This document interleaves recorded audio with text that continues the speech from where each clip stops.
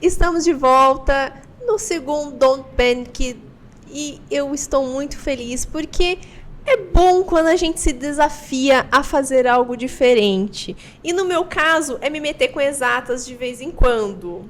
No Don't Panic a gente chama um astrofísico para bater um papo sobre física, sobre horóscopo. Horóscopo não, Eu acho que não, hein? Dessa vez Vou não, explicar é o outra motivo coisa. depois. Outra coisa. É muito interessante essa parte de astrofísica, porque é uma mistura da ciência com a astronomia, só que no passado houve essa relação com o horóscopo também. Primeiro, estou aqui com o André. André, se apresente. O que é você? O que você faz? O que a astrofísica é ou faz? Legal, muito boa a pergunta, Camila. Eu sou o André, antes de mais nada, né? André Bonaventura. Eu sou físico de formação, desde pequeno eu gostei de ciência, aquela criança que ficava apaixonada olhando para o céu, procurando estrela cadente, essas coisas todas. E aí eu falei, nossa, o que será que faz esse astrônomo, né? Qual é a carreira que ele segue? E aí na escola mesmo eu aprendi que o físico poderia atuar como astrofísico, né? Mas não sabia nada dessa área. Aí acabei indo para a faculdade, cursei graduação em física. Terminei a graduação, falei, agora eu vou aprofundar um pouco mais. Na iniciação científica eu já trabalhava com astronomia.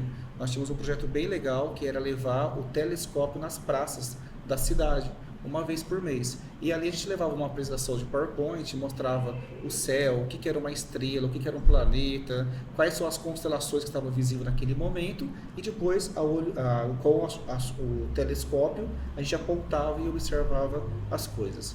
E aí na faculdade, fazendo essa iniciação científica, Camila, eu entendi que astrofísica era a minha praia. Terminei a graduação, logo de cara já engatei no mestrado. Então, assim, o astrofísico, a pergunta que você fez, né? Ele é diferente do astrônomo. O astrônomo é aquele que vai observar literalmente o céu através de um telescópio, por exemplo, ou então um radiotelescópio, ou até mesmo de satélite. Então, o astrofísico ele observa, identifica as imagens. Será que isso aqui é uma galáxia? Será que isso aqui é um buraco negro? Já o astrofísico, ele vai pegar essas informações, essas imagens e vai estudar a física que está por trás. Mas qual física? Aquela que nós aprendemos na escola, lá no primeiro, segundo e terceiro ano, né? Então a gente procura entender qual é a temperatura, a relação da temperatura com a cor, qual é o tamanho, qual é a gravidade, né? Eu costumo lembrar que lá na escola a gente aprende que a gravidade vale 9,8. Mas isso é aqui na Terra, né? E será que outro planeta, ela muda? E se ela muda, por que ela muda? A gente costuma falar de buraco negro, cuja gravidade é tão grande que nem a luz sai lá de dentro. Então é essas coisas que nós vamos estudando e entendendo a origem do universo e a evolução do universo e como nós chegamos até aqui. Então a astrofísica, ela estuda os objetos, porém olhando a física por trás. E como que você foi parar nesse ramo? O que você viu, o que você estudou que despertou essa vontade, nossa, vou ser físico? Olha, eu sempre tive curiosidade em duas coisas. A primeira, questão de energia, né? Como gerar energia. Eu lembro que eu tinha uns 6, 7 anos, eu peguei uma lata de Neston, coloquei açúcar e coloquei sal na outra, acreditando que a polaridade ia gerar alguma coisa. O que chamou muita abelha naquela época, né? Então isso aí é uma coisa que ficou marcada em mim e desde pequenininho. Então gerar energia já era uma coisa que me interessava. E aí na escola eu fui percebendo que química e também a física tinha uma relação com isso, com a questão de geração de energia. Só que a astrofísica, no caso a astronomia, me chamou um pouco mais de atenção. E aí no fim acabei migrando para essa área, né? Porque eu já tinha visto em séries, na televisão, que as estrelas produziam luz, produziam energia. E como eu gostava do assunto de energia, eu falei, encontrei quem eu quero estudar, né? As estrelas, né? E aí segui o caminho da astrofísica e estou até hoje. E você, além de estudar física, atuar com física, ter escrito um livro que a gente já vai falar sobre ele daqui a pouquinho, você também tem uma empresa de tecnologia e inovação. Como você utiliza, você pode falar um pouco sobre a sua empresa, sim, sim. né? Mas como que você utiliza da física dentro dessa empresa? Muito bom. A física, ela está muito além daquelas exercícios e equações que a gente aprende. A gente costuma dizer que a inovação é a aplicação da ciência pura, né? Então, hoje eu tenho uma startup, que é uma empresa jovem, né? Foi fundada em outubro de 2023 e a gente aplica totalmente física nela. Mas como assim? E o legal, né? nós aplicamos física para gerar energia para carros elétricos, para aviões elétricos, para essa pegada. Inclusive, como a astrofísica nunca sai de mim, eu dei uma palestra até no Instituto Federal, onde o objetivo dessa empresa é gerar energia para colonizar novos planetas. Porque quando você for, vamos supor, para Marte ou para qualquer outro planeta, você chegou lá, não é interessante, você vai fazer o quê?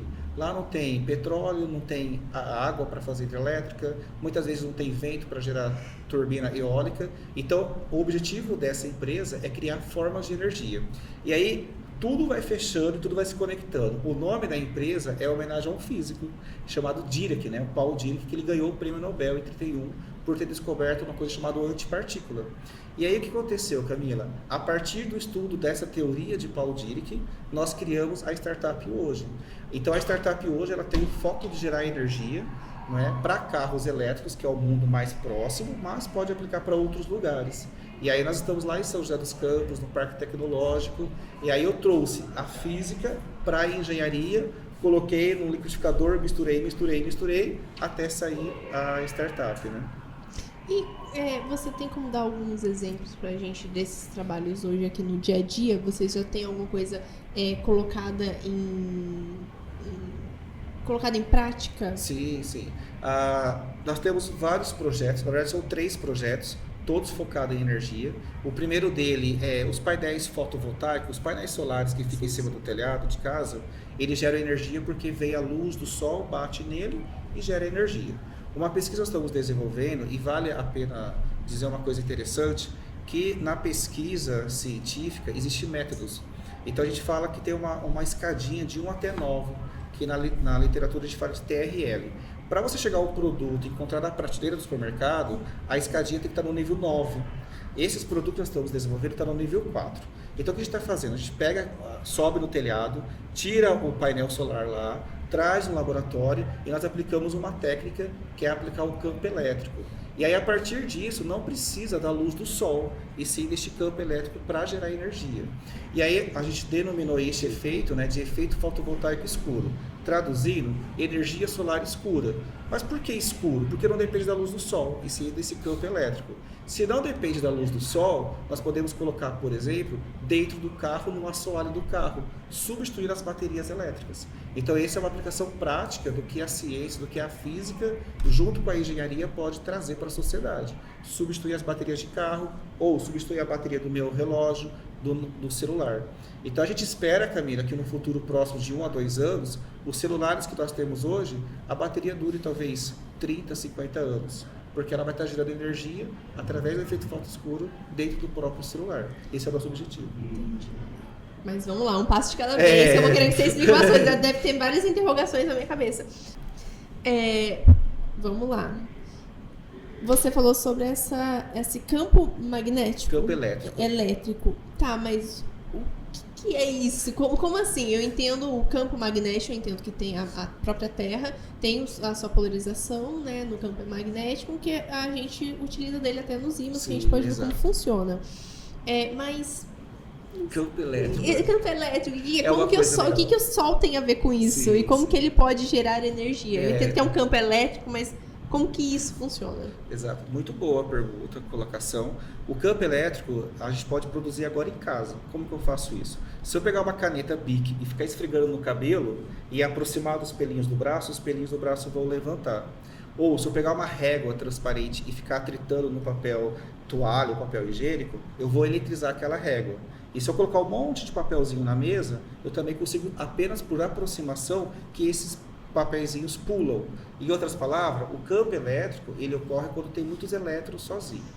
Mas assim, é igual o ímã, né? Lembra o ímã? A gente não vê o campo magnético do ímã, mas a gente sente ele. Se eu colocar o ímã perto de um prego, ele gruda. Se eu colocar embaixo da mesa, eu consigo mover limalhas de ferro. Esse é o campo magnético.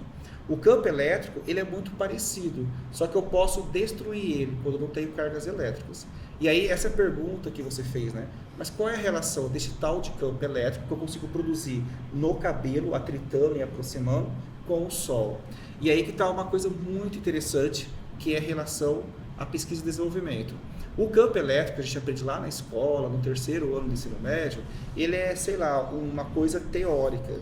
No mundo real da física moderna, ele é equivalente à luz. Só que não é uma luz visível. Se você atritar e olhar bem ali para a caneta, você não vai conseguir enxergar uma luz em torno da caneta. Porém, se você pegar um instrumento e medir, você vai conseguir enxergar fotos virtuais. Então, assim, por isso que eu comento que é um efeito escuro, né? Porque eu não consigo ver, mas eles estão ali. É uma coisa bem interessante, que aí a gente entra numa coisa chamada teoria quântica de campos, né? Aonde tudo aquilo que nós aprendemos lá na escola, as leis de Coulomb, campo elétrico, umas coisas doidas assim, elas deixam de atuar no mundo quântico e passam a prevalecer essas teorias novas, que inclusive buga a cabeça, né? Porque assim, como se, né, o campo elétrico é equivalente à luz, né? São coisas curiosas de se ver. Eu tô me sentindo muito num episódio de The Big Bang Theory. Exato. Com os meninos explicando pra mim as coisas. Eu tô me sentindo assim. Que legal. E você sabe, Camila, que a luz, essa que nós vemos saindo de todos os lados, inclusive do Sol, nada mais é do que um campo elétrico cruzado com um campo magnético. É os dois. E se você separa eles, aí você vai ter apenas o ímã e apenas a caneta que eu falei esfregado. Só que se você junta os dois, vira luz. Não é? Isso é bem interessante de entender, porque assim, quando a gente fala, nossa, campo elétrico, painel solar tem conexão? Tem, por causa desses princípios. Porque a gente entende que a luz esquenta o corpo quando está frio, a gente consegue ler o livro quando tem uma lâmpada acesa, mas na verdade o que nós estamos vendo são campos elétricos cruzados, campo elétrico e campo magnético. É bem interessante isso. E, por sinal, é assim que produz as ondas de rádio. Não é? Hoje, esse programa está chegando até os nossos ouvintes, né? Através de internet, através de sinais elétricos, que nada mais é de campo eletromagnético cruzando e chegando até onde ele precisa chegar. Legal. E você aborda tudo isso no seu livro? Abordo.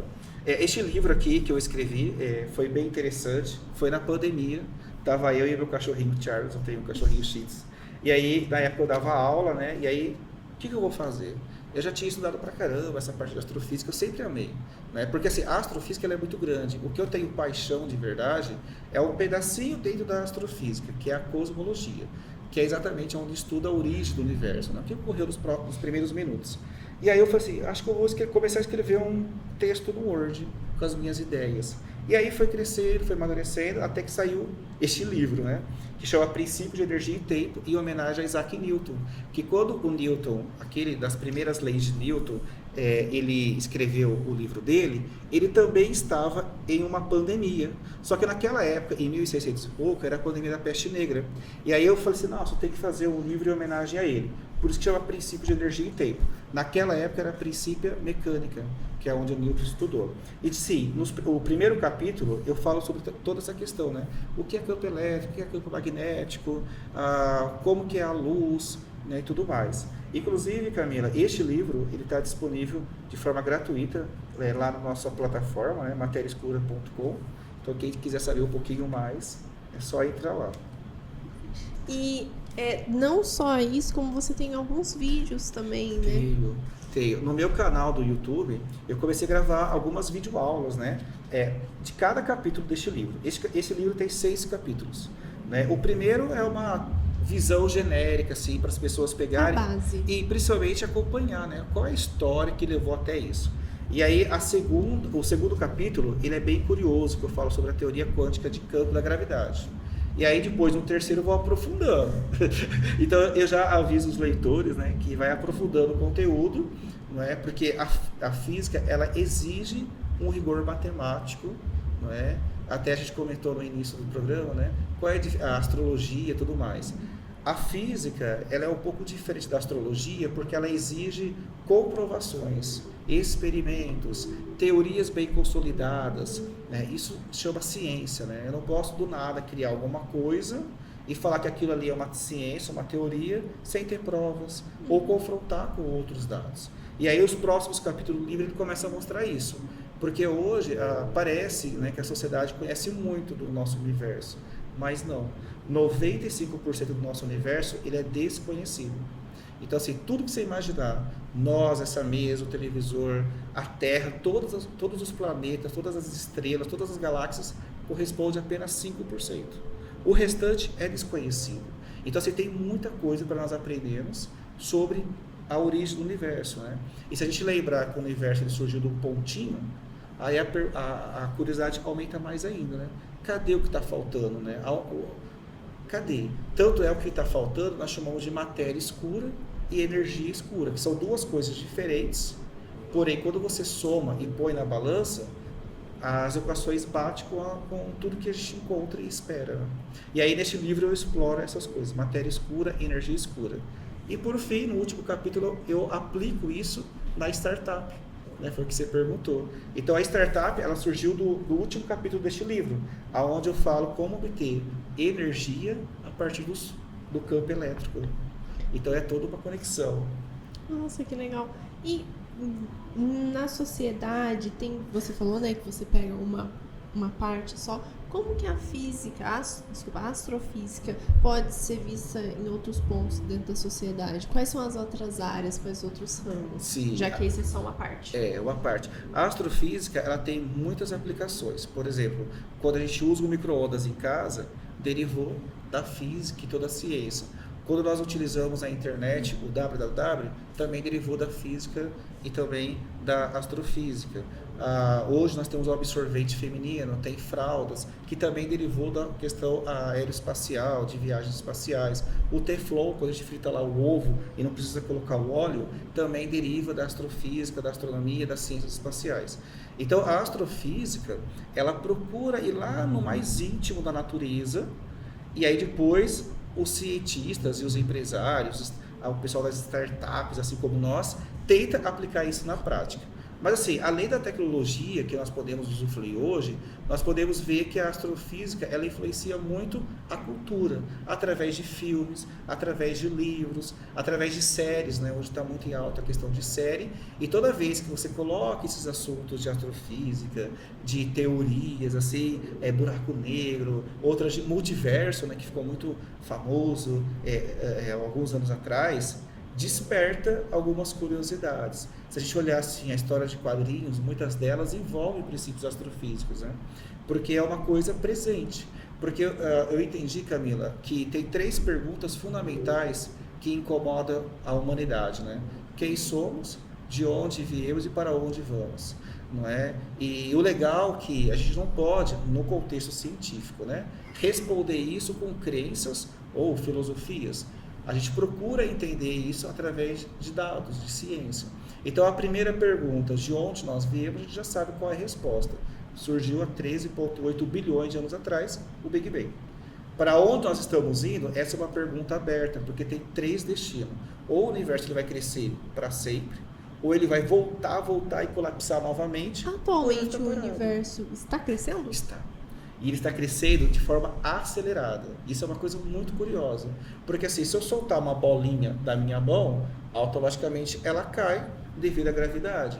Se a gente olhar um pouco mais longe, a gente poderia pensar que as coisas tendem a atrair novamente para um ponto. E aí essa é uma história bem interessante, Camila. Porque todo mundo, quando Einstein, o Albert Einstein, né, que é um grande físico, ele começou a estudar o universo, naquela época, em 1925, o universo era estático. Ele não tinha nem começo, nem meio, nem fim, e ele era todo parado. E aí surgiu um astrônomo, né, que foi o Hubble, que inclusive teve o telescópio dele em homenagem a ele, e ele começou a observar algumas galáxias que estavam cada vez mais rápidas. E aí foi pela primeira vez, não tem nem 100 anos que a gente sabe que galáxias existem. A primeira galáxia que foi observada foi em 1929. E a partir dali, esse astrônomo, ele percebeu que o universo está em expansão. E aí, mais recentemente, em 95, ou seja, 1995, descobriu que essa expansão não é uma expansão uniforme, toda bonitinha. Pelo contrário, quanto mais longe você olha, mais rápido está. E aí, as contas não fechavam. E aí começou a fazer muitas observações pelo mundo todo. E todos os observatórios comprovavam: o universo está em expansão acelerada. E aí que surgiu a questão da energia escura, que ninguém sabe o que é, mas é o que explica a aceleração do nosso universo.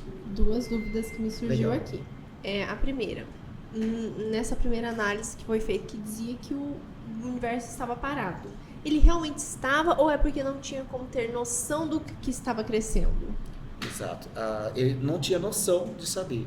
Porque não tinha instrumentos na época, né? Instrumentos qualificados. A primeira luneta, né, que surgiu foi com o Galileu Galilei, que ele observou algumas luas e por isso quase foi queimado na Inquisição. E aí parou o desenvolvimento astronômico. E aí quando surgiu os primeiros telescópios de espelho, e aí é legal fazer uma diferença, a luneta é aquele instrumento que você usa lentes. E o telescópio você usa espelho. E aí quando surgiu os primeiros telescópios em 1929, foi que percebeu que o universo estava em expansão, mas não sabia que era acelerado, só estava crescendo. Aí que ele percebeu. Inclusive, tem um fato muito interessante que eu anoto aqui, o Albert Einstein, em 29, ele falou, 55, que o pior erro da vida dele foi dizer que o universo era estático. Porque o universo não era estático. E ele desenvolveu uma teoria chamada Teoria da Relatividade Geral, que explica o universo. E ele supôs que o universo era estático. Por isso que ele comentou, o pior erro da minha vida foi dizer que o universo era estático. Mas se ele está crescendo para onde? Excelente. O que é esse crescimento? É o quê? Ele está surgindo novos planetas, novas estrelas, está crescendo o quê? E se ele está crescendo, que espaço é esse que ele está tomando? Tipo, da onde vem esse espaço?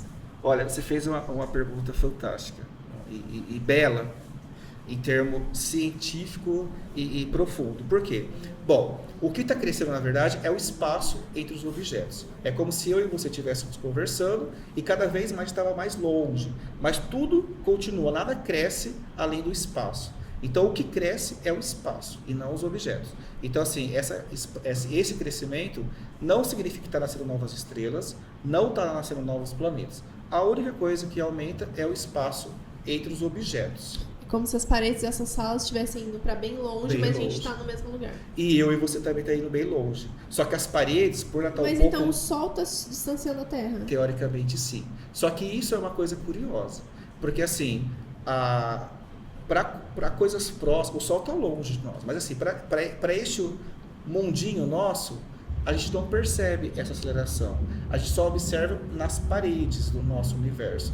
Por exemplo, assim, de uma galáxia para outra, elas estão se distanciando, mas a galáxia por si, que é um monte de estrelinhas, elas não estão se afastando. E aí que difere o negócio chamado matéria escura e energia escura. Porque essa coisa chamada energia escura, ela só age lá fora, ela não age aqui. Então, por isso que nós estamos ainda na mesma distância. Só que se você tivesse bem longe de mim, numa estrela lá longe, e eu numa outra estrela, aí sim, a gente estaria se distanciando. Entendi. É porque por um momento passou assim na minha cabeça, de forma burra e ingênua, que a gente sofre hoje em dia com o aquecimento global, com as altas temperaturas, mas com um distanciamento, então ficaria meio que equilibrado, né? Porque estaria aquecendo, mas o distanciamento, né, iria diminuir a temperatura por estarmos mais longe do Sol, mas como mas você... não é, exatamente. Tem como. Isso que é o legal, né? Na física a gente faz isso. A gente joga hipóteses e a gente procura na ciência ver o que alguém já estudou e vai comparando. Então, você falou tudo. Aí, que pena que isso não está acontecendo próximo, né, das estrelas e planetas. Este fenômeno de expansão você só consegue observar muito longe. Só que isso aí é real. Porque, lembra que você perguntou para mim, né, para onde nós estamos indo, né? Essa questão de entender que o nosso universo está crescendo tão rápido, ele vai causar a morte do nosso universo. O que é a morte? Quando você chega numa inatividade. O defunto, por exemplo, ele diz que morreu porque ele não consegue mais fazer mais nada. O nosso universo, de acordo com a teoria vigente, ele tem um fim. E o fim dele vai ser uma morte fria, porque ele vai ficar cada vez mais longe, cada vez mais longe, cada vez mais distante, que aquela estrela que poderia nos aquecer, ela ficou tão longe que a luz dela não é capaz de chegar aqui. Então há a possibilidade disso acontecer. Isso antes do Sol explodir, né? Não, ele não vai explodir. Na verdade, esse fim do universo, né, ele é posterior ao Sol. O Sol ele tende a morrer e tem data para morrer. Só que a gente está seguro. O Sol, ele é uma estrela. O Sol, para começar, né? O Sol é uma estrela. Como que nasce uma estrela, né? E que vale para o Sol também. O Sol, ele não nasceu lá no Big Bang. Existia uma outra estrela antes do Sol que explodiu, esparramou o material dela por todos os lados e aí aos pouquinhos foi juntando até criar o nosso Sol. Então, uma estrela, que é aquele elemento que brilha, ele surge de uma nuvem estelar, que nós chamamos de berçários de estrelas. Inclusive nas Três Marias que a gente observa no céu, se você tiver um lugar bem escuro mesmo, e olhar no meio daquelas Três Marias, dá para olhar a olho nu, sem instrumento nenhum, um berçário de estrelas. Você vai ver um monte de pontinhos brilhantes, porque ali está nascendo novas estrelas. Então uma estrela nasce quando junta essa fumacinha, né, que a gente fala que é uma matéria, e aí ela começa a esquentar, até emitir luz. É igual o carvão. Nós vamos fazer um churrasco, o que a gente faz? Coloca fogo. Aí ele vai aquecendo, ele é preto inicialmente, né? Ele vai aquecendo até que ele fica brilhante. E mesmo não tendo aquelas labaredas, aquele fogo, você vê aquele cor laranjada, né? Ou seja, ali é quente. Inclusive, essa é uma forma de medir qual é a temperatura do Sol. Então a gente compara a luz do carvão, por exemplo, com a luz do Sol. E aí a gente consegue saber que o Sol tem aquela cor, porque a temperatura é esse. Voltando então à nossa pergunta, o Sol ele tende a morrer daqui 6,5 bilhões. E por que ele vai morrer? Ele não vai ter energia suficiente para manter a bola pegando fogo. E aí como que é a morte dele? Aí vai nos afetar. Conforme ele vai perdendo a capacidade de brilhar, ele vai crescendo, ele vai pegando as órbitas dos planetas até chegar em Marte. E nessa história nós vamos ter sido engolido pelo Sol. E aí depois ele vai murchar e virar uma anã marrom, ou seja, uma estrelinha quieta, silenciosa, que não brilha mais, e vai esfriando até que ele acaba totalmente frio. Só que isso vai acontecer daqui 4,6 bilhões de anos. Então assim, a Terra já vai ter passado, a gente espera que a humanidade já está em outra galáxia, então a gente não vai sofrer com isso, né? Aqui no planeta Terra existem vulcões que não estão mais em erupções, que eles estão dormindo. O Sol fica dormindo também depois que ele morre, ou ele realmente inativa e não existe mais nada? Ele fica dormindo e vai esfriando. É igual um prato de sopa. Agora vai chegar o frio, né? A gente pega um prato de sopa quentinho, as bordas ficam mais frias. Mas não corre o risco dele voltar. Não. E legal, por que será que não corre o risco dele voltar? Porque ele esgotou todo o combustível dele. É como se eu colocasse gasolina no carro e começasse a andar, e no meio da estrada parou o carro. Ele só volta a andar se eu colocar novamente combustível. No caso do Sol, como ele queimou e não tem ninguém que vai lá e coloca mais combustível, simplesmente ele vai se apagando e vai se esfriando eternamente, porque lá dentro do núcleo ainda vai continuar quente, assim como é a Terra, né? A Terra onde nós estamos, ela já foi uma bolinha de fogo bem pequenininha, e ela foi esfriando, e lá no centro da Terra ainda é quente, né? E por isso que nós temos os vulcões, aqueles que são ativos. Então o Sol ele vai se esfriar de fato como um prato de sopa que vai esfriando, só que assim, essa temperatura tende a ficar por muito tempo, mas a diferença, Camila, é que ele não vai brilhar mais. E aí quando uma estrela deixa de brilhar e emitir luz, nós falamos que ela morreu. Entendi. Triste para ela. Triste.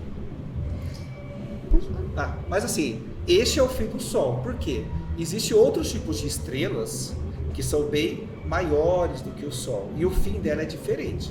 O fim, por exemplo, se a gente pegar uma estrela gigante vermelha, que ela é muito maior do que o Sol. Porque a gente acha que o Sol é grande, mas ele é uma estrela de quinta categoria. Quando uma estrela é muito grande e ela termina a reação nuclear, ela vai implodir. E quando ela implode, ela forma um buraco negro. Ou seja, é um pontinho pequenininho, muito denso. Inicialmente, muito tempo atrás, quando eu tava vendo isso, a ideia era de que o nosso Sol ia fazer isso também. O que eu tava pesquisando é que hoje a gente tem essa ideia de que o Sol não vai implodir, mas antes imaginava que o Sol ia fazer isso também. Isso. Interessante, né? E aí começa a reparar como é importante a ciência, né? Porque as pessoas vão criando as teorias, vão fazendo os modelos matemáticos, usa a computação, vai lá no observatório, analisa, volta, compara os dados e vai tirar as conclusões. Mas André, como que se chega a essa conclusão? Como que sabe que o Sol vai fazer de um jeito e a supervermelha vai fazer de outro? Porque assim, não tem como uma pessoa ficar parada lá olhando uma estrela por bilhões de anos pra ver como que ela vai fazer daquele jeito. E às vezes a gente não tem, entre aspas, sorte de ver naquele momento uma estrela fazendo aquilo. Ótimo. Essa pergunta eu respondo com a frase que define o livro, né? Que está logo aqui no início, que é uma frase de Albert Einstein. Ele comenta o seguinte: olhe para as estrelas e aprenda com elas. Quando nós olhamos para o céu, existe milhões, bilhões, trilhões de estrelas, e cada um no seu momento diferente. Então é como se eu olhasse, vamos supor, eu vou lá em São Paulo no metrô e eu vou ser o astrofísico. Conforme eu observo as pessoas passando, eu vou perceber criança, vou perceber idoso, vou perceber jovem, eu vou perceber vários tipos de pessoas. E se eu ficar observando, eu vou perceber que existe um certo padrão. Então as pessoas não nascem velhinhas, elas nascem bebê, aí eu percebo que tem crianças. Então quando a gente olha para o céu, a gente consegue todas aquelas cores, aquelas estrelas, elas não são todas idênticas. A gente consegue comparar, por exemplo, se ela tiver mais azulzinha, ela tem uma cor, se ela tiver vermelhinha, tem outra cor. E isso tem a ver com a fase, com a idade que ela tem. Então nós somos presenteados, né, com as estrelas, e através de verificar as diferenças nas estrelas, nós podemos saber qual está mais para frente e mais para trás. Então, por exemplo, como que eu sei que uma estrela morreu? Eu tiro uma foto do céu e eu vejo todas as estrelas. Amanhã ou daqui 5 anos, eu tiro novamente uma foto. Aí faltou um pontinho. Quer dizer, então, que neste intervalo, a estrela apagou. Ela morreu. Mas tem uma coisa curiosa, não é que ela morreu nesses 5 anos. Quando a gente olha para o céu, Camila, a maioria das estrelas estão mortas. Só que a gente não sabe, porque a luz, ela está tão longe. Quando a luz saiu de lá, há milhões de anos atrás, está chegando até nós. Né? Isso é uma coisa bem curiosa, né? Porque assim, o Albert Einstein, ele definiu o que é o tempo. E o tempo é relativo. O tempo não é absoluto. Então isso é uma coisa bem interessante. Porque assim, o Sol, por exemplo, você fala assim, nossa, eu quero ver o nascer do Sol. O que a gente faz? Acorda cedo, abre a janela e espera aquela bola de luz subir. Mas ali não é o nascer do Sol. Porque o Sol não está próximo de nós, ele está longe. Então, se você quiser ver o nascer do Sol, você tem que acordar cedinho, abre a janela, vai estar aquela escuridão. Você fala assim, que lindo que é o Sol. Porque ele já está ali. Nossa. Só que demora 8 minutos para a luz dele chegar. O André tirando totalmente o romantismo de um nascer do Sol e do pôr do Sol. Nunca mais vai ser a mesma coisa. Assim, fica complicado ser romântico desse jeito. Complica, né? Eu queria mudar um pouquinho o assunto, mas que é uma coisa importante também.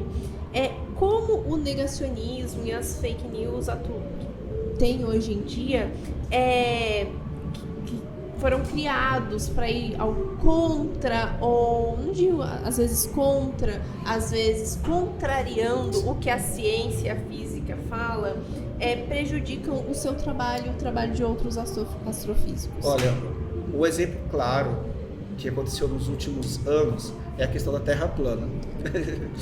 Minha antiga professora de física falou que isso estava sendo muito difícil para ela na sala de aula. Exato. Porque os alunos estavam falando que ela estava falando besteira ali, confrontando elas, tipo, crianças de 15 anos confrontando ela. E esse fake news, ele enraizou principalmente no Brasil, né?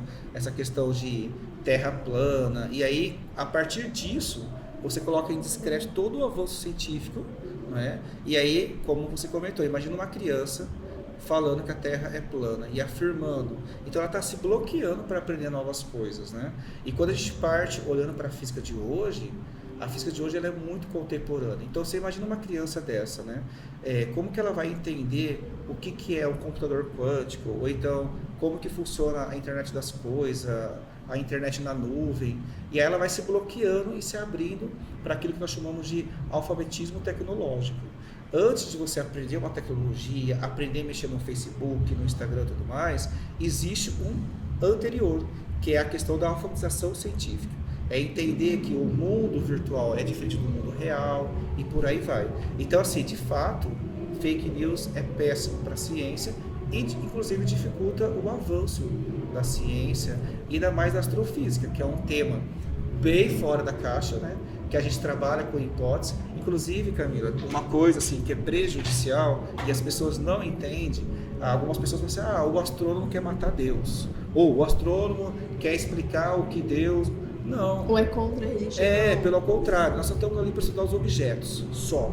Nós nem colocamos religião, mas... E outra, se você quer acreditar que Deus fez tudo isso, você pode acreditar. Exatamente. E não tem nada errado. E aí, só que quando a gente parte para a questão do negacionismo extremo, até essa liberdade de fazer pesquisa pode ser contrariada. Sim. E que vai também para a minha próxima pergunta, que é como está o apoio atualmente, tanto governamental quanto privado. Eu entendo que é diferente os apoios, mas queria que você me falasse como que tá para essa área os apoios. Quando eu digo apoio, é apoio financeiro mesmo, assim, de ter edital, de ter apoio aos profissionais nessa área. Olha, por incrível que pareça, nós estamos na melhor época nos últimos 15 anos. O atual governo federal, no caso, ele lançou 300 bilhões de reais para fazer pesquisa e desenvolvimento. Inclusive, a startup na qual eu estou está participando desses editais. Então, nós estamos na melhor época de fazer ciência nos últimos 15 anos.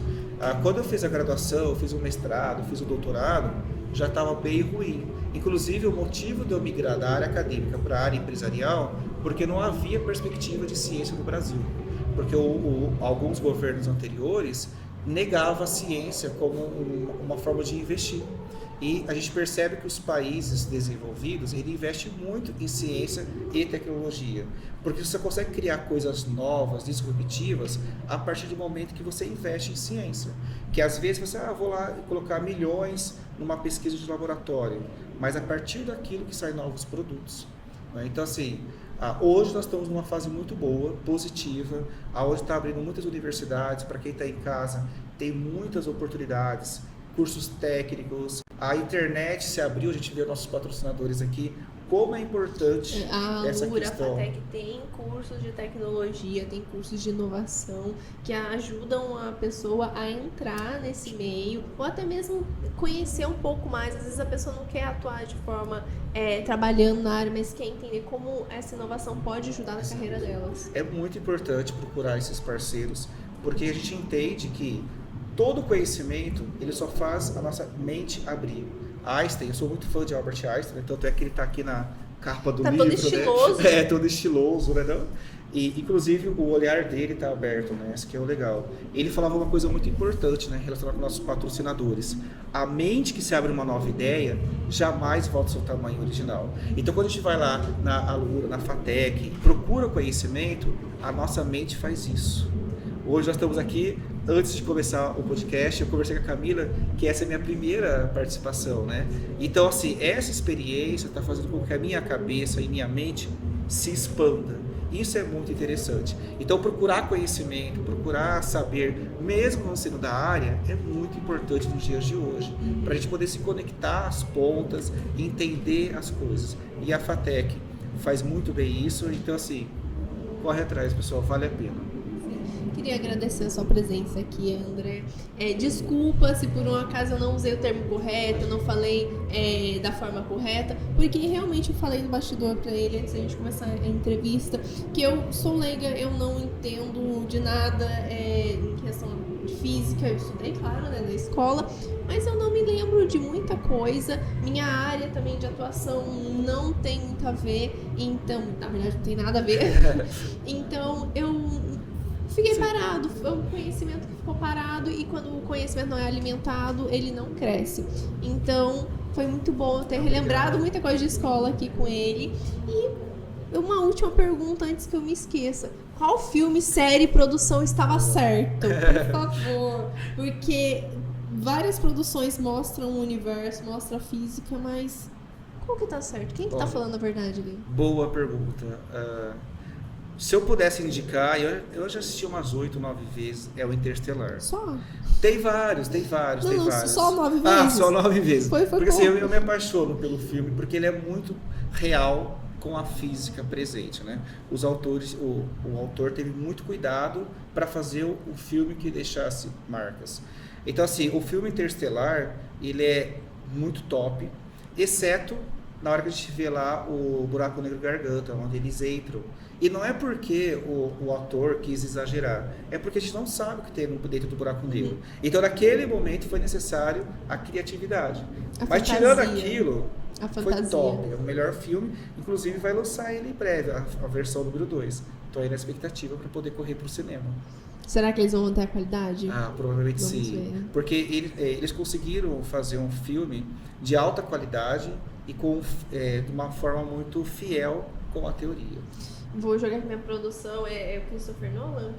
É o Christopher Nolan que dirige. Não lembro, não sei se o 2, mas eu acho que o 2 vai ser relançamento. É isso aí. Muito obrigada, Que André. agradeço. E fica a dica para todo mundo conhecer o trabalho do André, e conhecer um pouco mais sobre a física. O livro dele é muito bom. Tá de graça? Sim, Tá gratuito. Gratuito. Vai lá, pega, lê.